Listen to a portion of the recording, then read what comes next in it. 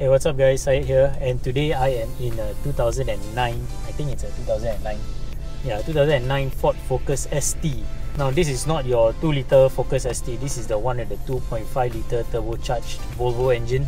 It's a 5-cylinder engine, and most importantly it comes with a 6-speed manual gearbox.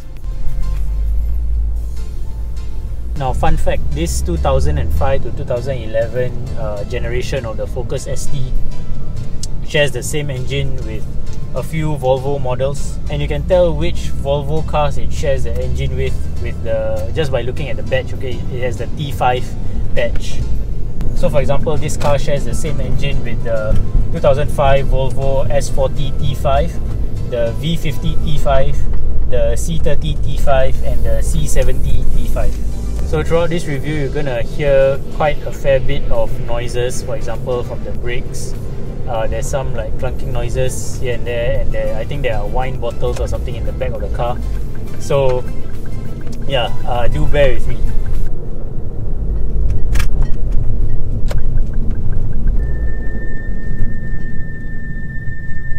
So some specs for this car: it comes with a 5-cylinder 2.5-litre turbocharged engine.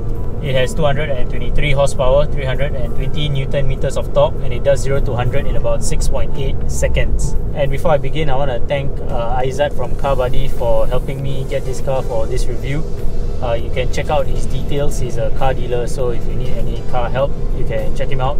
I'll put his email and whatever contact details in the description down below. And also, because this is a Focus ST, which means the car is all about the drive, I'm gonna get the interior practicality parts out of the way very quickly. So exterior design wise, even though this car is like 10 or more than 10 years old, it doesn't look that old. Okay, I think because the owner made some modifications to it. But yeah, it doesn't look that old. It is a hatchback, you know, not a big car. And just overall, I think it's a, I don't know, to me it's an average looking car, okay? But of course, enthusiasts will know that this is an ST. Interior design wise, this is a Ford, so you know, like, there's nothing too interesting going on in the interior. It's pretty regular. It's nothing much for me to talk about here, other than the fact that you get these 3 cool looking gauges in the middle here.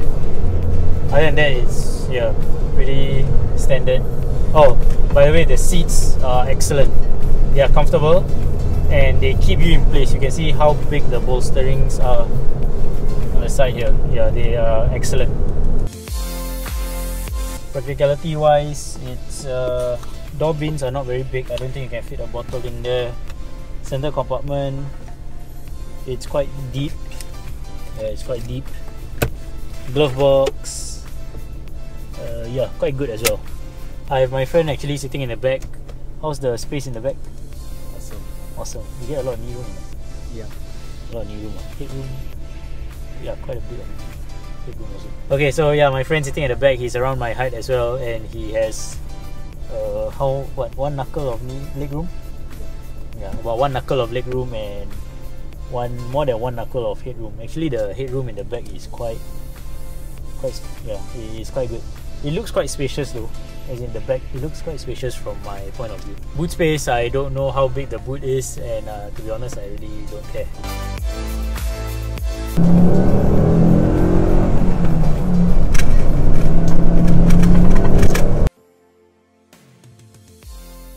So one thing about this ST is that it's different from the Focus, obviously, and one of the big difference is that the dampers on this car is like recalibrated. So it's actually lower than the standard Focus by about 15mm, and that makes the car overall more stiff than your regular Ford Focus.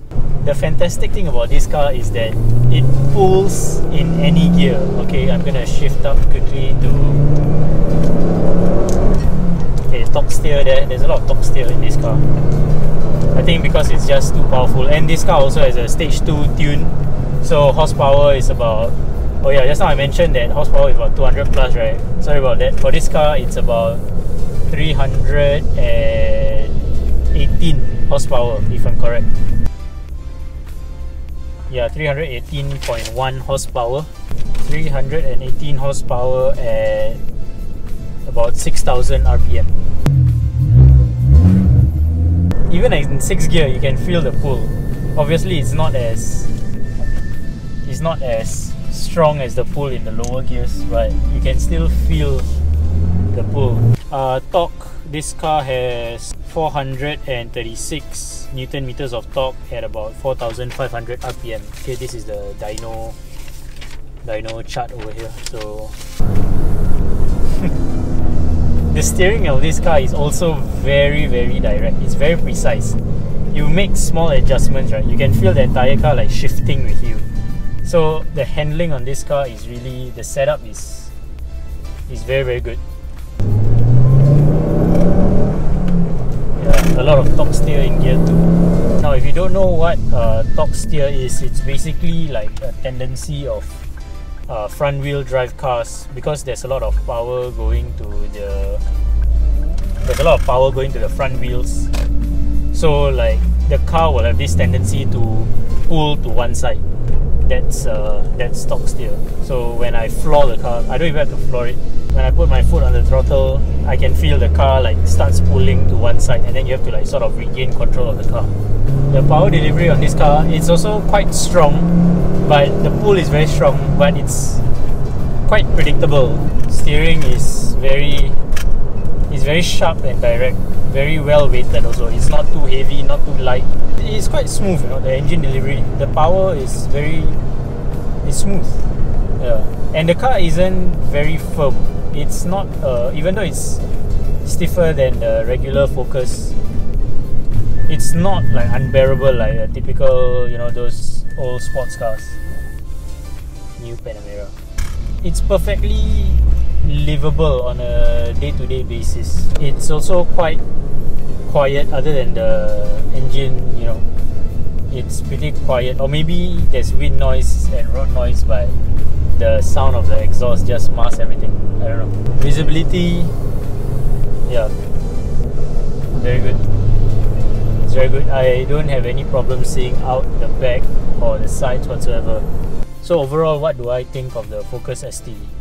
It's fantastic. Basically, it's very fun to drive, and I think the only downside of this car is the torque steer, because it's a front wheel drive car. Nothing much you can do about that.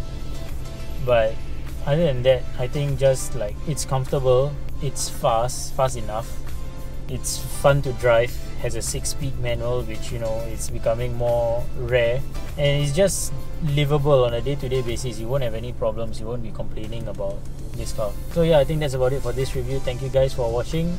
Do let me know what you think, leave a comment down below, subscribe if you haven't, and I'll see you guys in the next review.